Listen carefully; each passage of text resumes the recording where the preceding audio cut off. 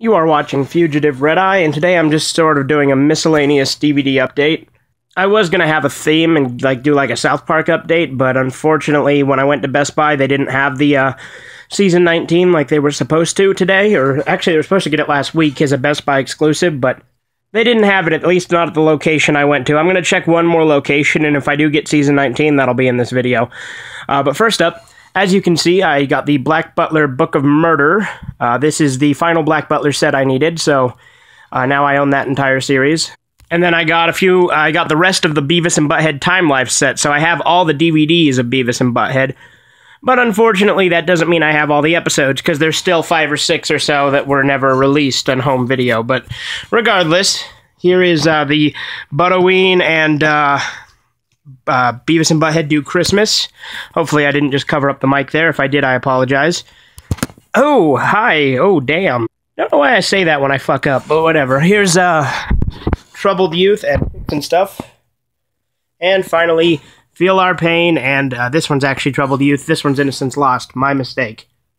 I meant to show in my Rare DVDs Part 2. This is the Invader Zim Special Features disc.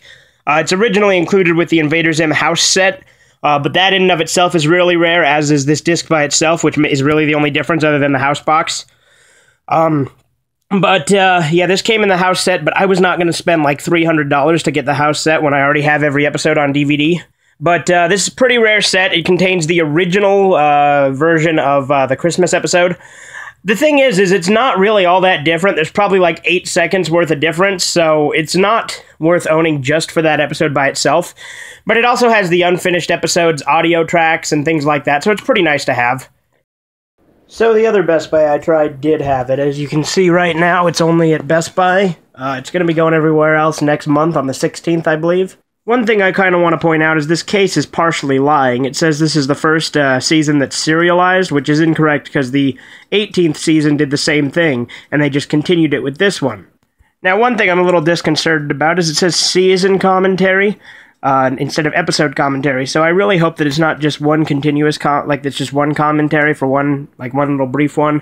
I'm hoping they do commentary for each episode like they usually do, or a continuous commentary throughout.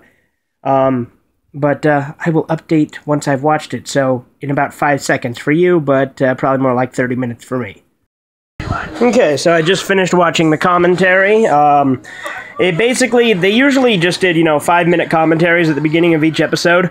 With this, they just kind of put all the episode commentaries together and made it its own thing. So it's basically the same thing, but in a way I actually kind of prefer it this way, just because you can watch the episodes individually and also watch the commentary without having it interrupt the episode. So that was a nice touch. I thought I'd be against it, but it turned out really well.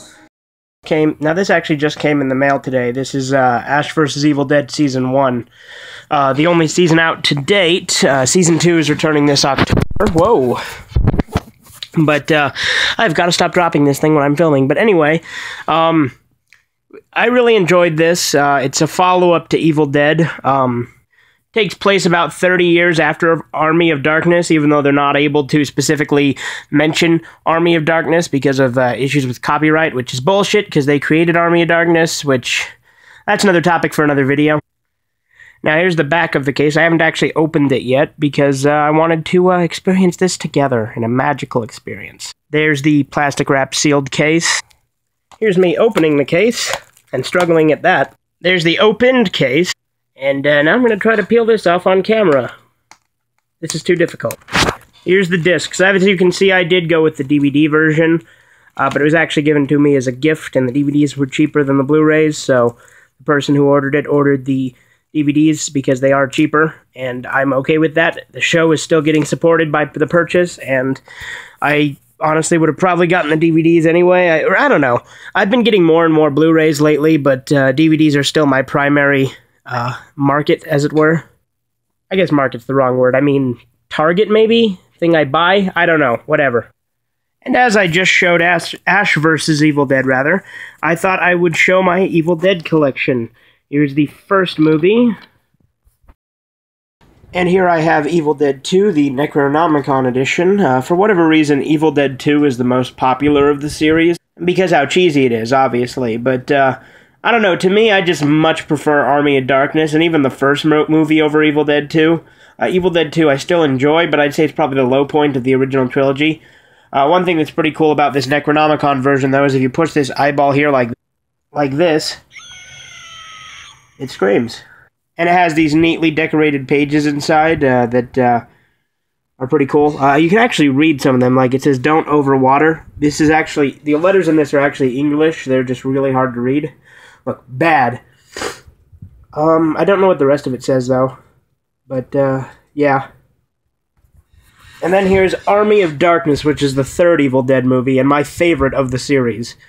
It's filled with cheesy one-liners, tons of action, gore, and it's in a medieval setting. This is what I expect when I hear cult action movie.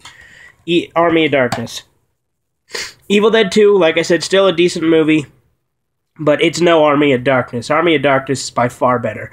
Now, I know I'm going to get some controversy for that, because a lot of people prefer Evil Dead 2, but I do love all three Evil Dead original movies, and the remake's not bad either, or the reboot, if you want to call it that, because it's a little bit more serious in tone than these, but it's still pretty good. But I think that about wraps it up for today, and you have a fantastic day.